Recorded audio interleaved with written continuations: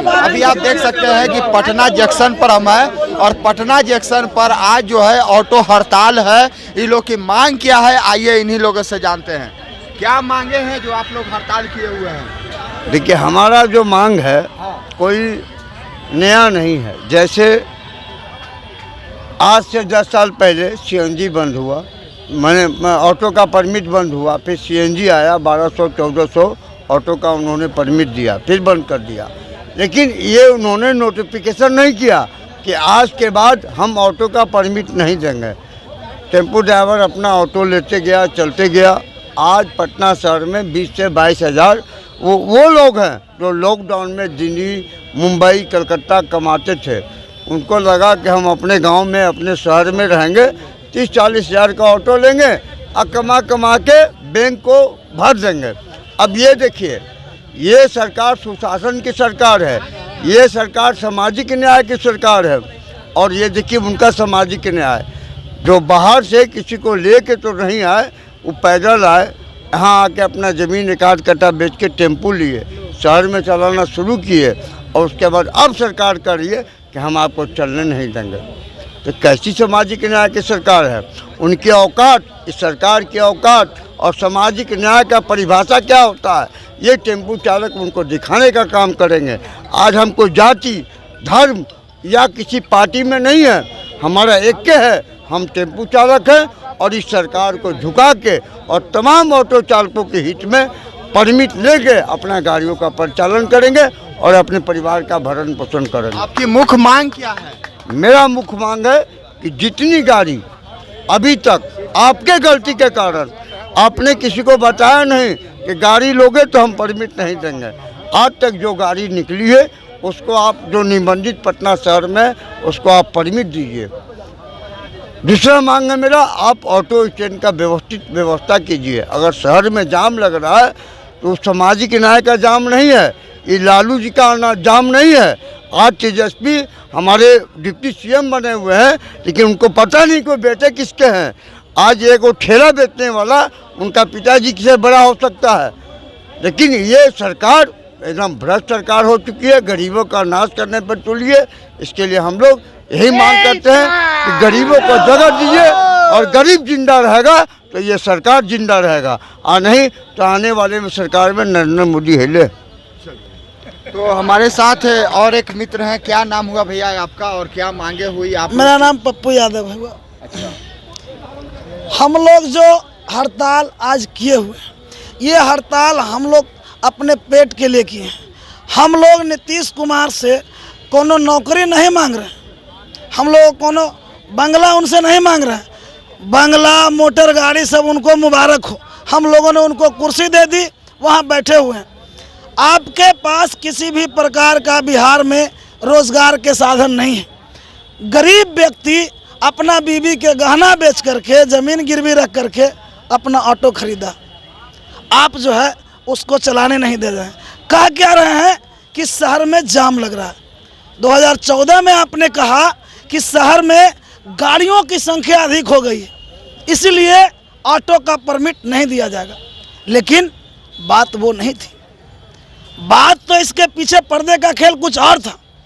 क्योंकि अगर गाड़ियों की संख्या अधिक हो गई थी, आपको शहर में ऑटो को परमिट नहीं देना था, तो फिर 2014 में ओला, उबर और रैपिडो को आपने शहर में पदार्पण कैसे कराया? आप उनको लाए, उनको परमिशन दिए, हजारों हजार ओला, उबर और रैपिडो की गाड़ियां सड़कों पर दौड़ रही है।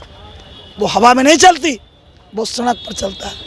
क्या वो जगह नहीं घेरता? यानी कि ओला और रैपिडो को मौका दे करके कहीं टेम्पू को साइड करना तो नहीं चाहते हैं? पूरी तरीके से वही खेल है, क्योंकि पूंजीपति लोग, यहाँ के जो परिवहन विभाग के पदाधिकारी हैं, मैं खुले शब्दों में कहता हूँ, छुपा के कहने की जरूरत नहीं है, वो उनकी जेब गर्म करता है, तब जा कर के वो उनके हक में वो कानून बनाते हैं। जाम लगता है, अपने गिरेबान में झांक के नहीं देखती है सरकार। जिला प्रशासन, ट्रांसपोर्ट मिनिस्ट्री का ये काम है कि आपको ऑटो स्टैंड की व्यवस्था करना। हम आपको रोड टैक्स देते हैं, परमिट टैक्स देते हैं, फिटनेस टैक्स देते हैं, प्रदूषण टैक्स देते हैं, तमाम प्रकार की टैक्स आप हमसे लेते हैं। हमारे लिए आप क्या व्यवस्था करते हैं? कहाँ है ऑटो स्टैंड? हम लोगों को पानी पीने के लिए जगह भी है, पेशाब करना हो तो हम लोग घरे पेशाब कर जाएंगे, बोतल में बंद करके रखेंगे।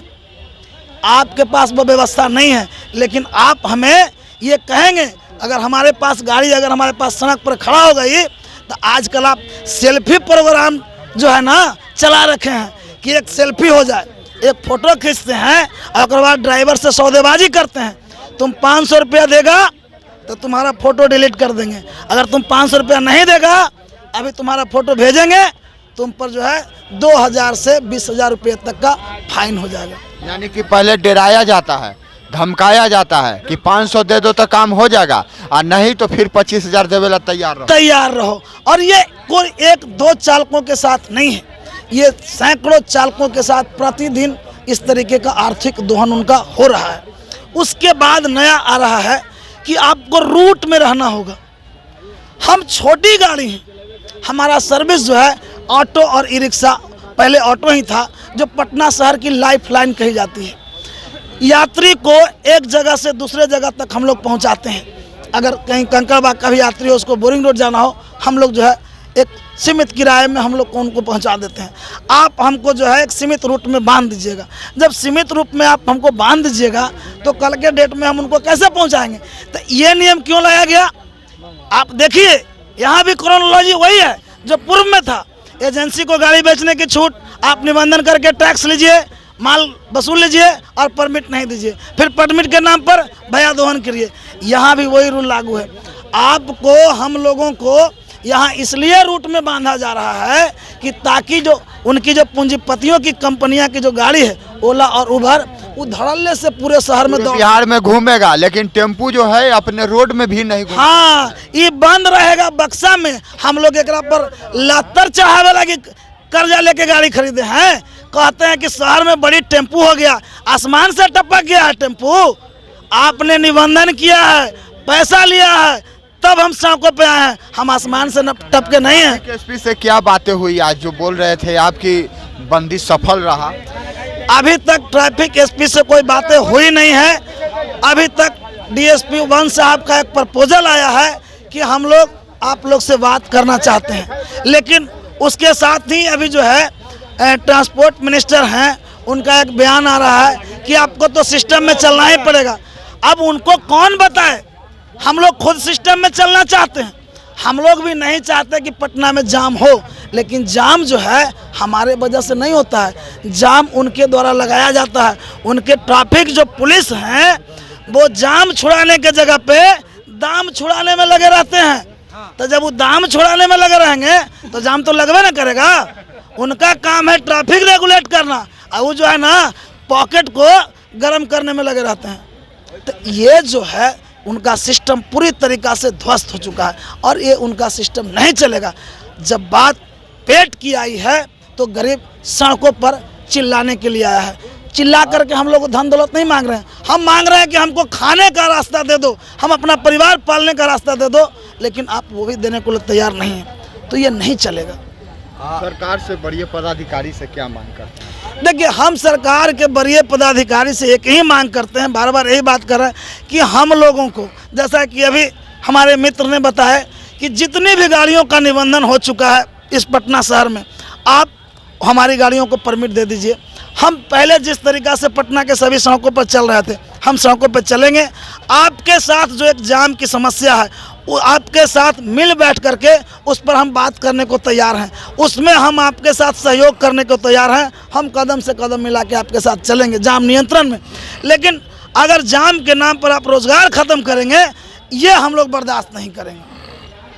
चलिए, तो और हम बताएंगे कि नीतीश जी का 0 टॉलरेंस का नीति है, लेकिन अभी आप एक होमगार्ड सिपाही जो यातायात में तैनात है, वो बोलता है कि हम जो तुम हमको दे रहे हो ना 1,000, वो एसपी से लेके मंत्री तक जाता है। ऐसा मतलब एकरो में कमीशन? अब हम आपको प्रमाण दे सकते हैं। अगर छुपा कैमरा लेके आइएगा, एक टेम्पो पकड़ाएगा तो बोलता हम ही लेंगे, वो मंत्री तक जाता है। जो मंत्री बैठी हुई हैं वो होमगार्ड से कमीशन लेके टेम्पू चालकों को ट्रस्ट कराती हैं। ऐसे भ्रष्ट मंत्री को तत्काल प्रभाव से बर्खास्त करना चाहिए। अगर बिहार में सुशासन की सरकार रखना है, अगर नहीं रखना है तो हम लोग तो उखाड़ के फेंकिए देंगे। आपको नहीं लग रहा है कि आप बड़े पदाधिकारी और मंत्री पर एक बहुत बड़ा आरोप लगा रहे हैं कि पैसा वहां तक पहुंचता है? हमको तो नहीं लगता है कि पैसा वहां तक पहुंचता होगा। अगर जिस दिन आपके मंत्री का बात छोड़ दीजिए, क्योंकि वो तो पैसा ले ही रही हैं, अगर उनसे ऊपर कोई पदाधिकारी हमसे सबूत मांगेंगे, मैं उनको प्रमाणित करके दे दूंगा, क्योंकि वो परिवहन डिपार्टमेंट चला रही हैं, परिवहन की मंत्री हैं। अगर उनका एक सिपाही हमसे 1000 रुपया लेता है और वो बोलता है कि पैसा ऊपर तक जाएगा, तो जीतन राम मांझी एक बात बोले थे कि ऊपर में तो हम बैठे हैं, हमारे पास तो पैसा आता नहीं है, तो जाता कहाँ है? तो ये मंत्री पूरे भ्रष्ट की देन है और ये सुशासन की सरकार नहीं है। जिस दिन आरोप लगाने के लिए बोलिएगा, प्रमाणित करने के लिए बोलिएगा, मैं स्टिंग ऑपरेशन में उनका खुलासा कर दूंगा। एक बात और है सर जी बताइए। इधर आइए। मैंने एक गाड़ी को ई रिक्शा को छोड़ाने जब गोलघर के पास गई तो एक सिपाही भाई बोले ना कि हम लोग क्या करें भाई, हम लोग तो मजबूर हैं। डीएसपी साहब लोग कहते हैं कि 50 गाड़ियाँ कम से कम रोज पकड़ के लाओ, तो हम लोग को मजबूरन बस पकड़ने पड़ता है। हम नहीं चाहते हैं कि गरीबों को तंग करे, बाकी बड़े पदाधिकारियों के अधीन में हम झुके हुए हैं। ये चलते पकड़कर गाड़ियां लाती है और उस पर 5 से 6 हज़ार तक की फाइन, लाइसेंस हो, प्रदूषण हो, फलना ठिकना के नाम पर, नाजायज वजह से प्रदूषण के नाम पे उनसे फाइन किया जाता है, लाइसेंस के नाम पर फाइन किया जाता है। हमको कहना है कि सभी कारणों को सरकार और प्रशासन विभाग देखे कि गरीब वर्गों से क्यों तबाह किया जाता है। 500-600 रुपया कमाते हैं और उनकी 7 से 8 हज़ार तक रुपया कहाँ से भर पाएंगे? संभव है? चलिए वो नारा लगा दीजिए। चलिए। बिहार सरकार मुर्दाबाद, परिवहन डिपार्टमेंट मुर्दाबाद, यातायात पुलिस मुर्दाबाद, निकम्मी सरकार बदलनी होगी। तो साथियों, मैं आपको बता दूं कि ये वही रिक्शा वाले हैं जो दिन रात गर्मी ठंडा बरसात पटना जंक्शन से यात्री को उसके घर तक पहुंचाते हैं। उसके बदले में 200-300 रुपया इनको मिलता है, लेकिन गलती से अगर कहीं पकड़ा गए तो 200-300 2-3 हज़ार में बदल जाता है। यानी कि आप खेत बेच कर लाइए या कर्ज लेकर के दीजिए, लेकिन हमको आप दीजिए कि नहीं तो चालान कटेगा। यहाँ 3 हज़ार में फरिया जाएगा। अगर गलती से आप चले गए परिवहन विभाग के पास, आपका मामला चल गया तो 30 हज़ार लग सकता है। तो ये जो है गरीब आदमी है, टेम्पू चलाने वाला, दिन रात कमा करके अपना घर परिवार चलाता है, लेकिन ये सेल्फी वाला चक्कर में ये लोग रोज कहीं ना कहीं पिसता जाता होगा। और ये लोग का समस्या ये है कि हम लोग को परमिट जो है पूरी गाड़ी को दिया जाए, ताकि हम लोग आराम से गाड़ी चला सके, अपना परिवार का भरण पोषण कर सके। आप देख रहे थे लाइव मीडिया न्यूज़। वीडियो अच्छा लगे तो इसको शेयर कीजिए। आपका बहुत बहुत धन्यवाद। चलो।